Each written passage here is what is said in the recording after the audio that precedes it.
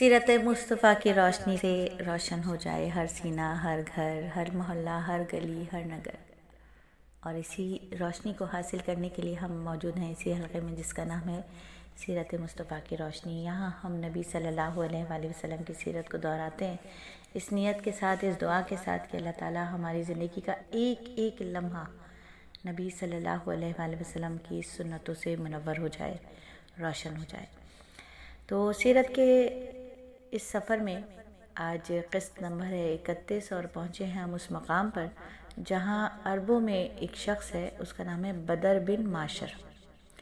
بدر بن معاشر غفاری یہ عکاس کے میلے میں بیٹھا کرتا تھا اور لوگوں کے سامنے اپنی بہادری کے قصے سنایا کرتا تھا، اپنی بڑائیاں بیان کرتا۔ ایک دن اس نے پیر پھیلا کر گردن اکڑا کر کہا، میں عربوں میں سب سے زیادہ عزت دار ہوں، اگر کوئی خیال کرتا ہے کہ وہ زیادہ عزت والا ہے تو تلوار کے زور پر یہ بات ثابت کر کے دکھائے۔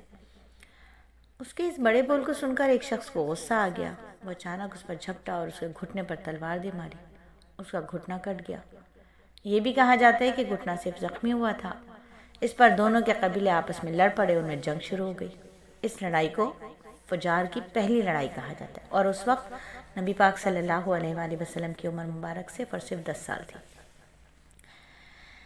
فجار کی ایک اور لڑائی بنو عامر کی ایک عورت کی وجہ سے ہوئی تھی۔ ان میں بنو عامر بنو کنانہ سے لڑے کیونکہ کنانہ کے ایک نوجوان نے اس قبیلے کی کسی عورت کو چھیڑا تھا۔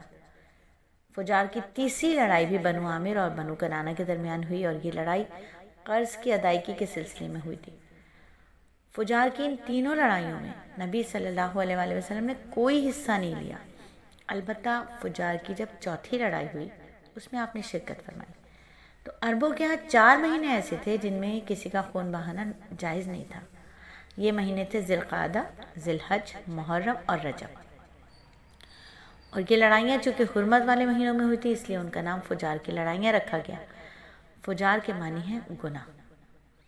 فجار کے معنی یعنی لڑائیاں ان کا گناہ تھا۔ فجار کے معنی ہوتے گناہ۔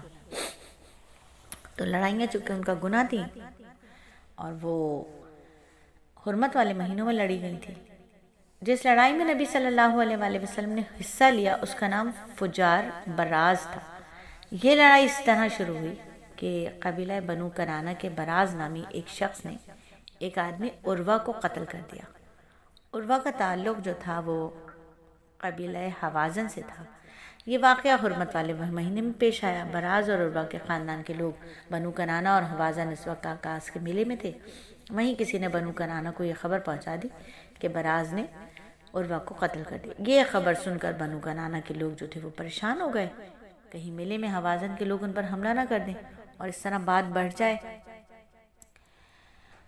تو وہ وہاں سے بھاگ نکلے، مکے کی طرف بھاگے۔ حوازن کو اس وقت خبر نہیں ہوئی تھی، انہیں کچھ دن یا کچھ وقت گزرنے کے بعد خبر ہوئی کہ پھر انہوں نے کیا کیا، وہ بنو کنانہ پر چڑھ ڈورے۔ لیکن بنو کنانہ حرم میں پناہ لے چکے تھے۔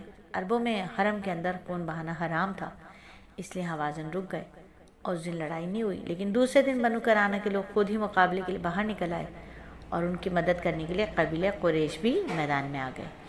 اس طرح فجار کی یہ چوتھی جنگ شروع ہوئی۔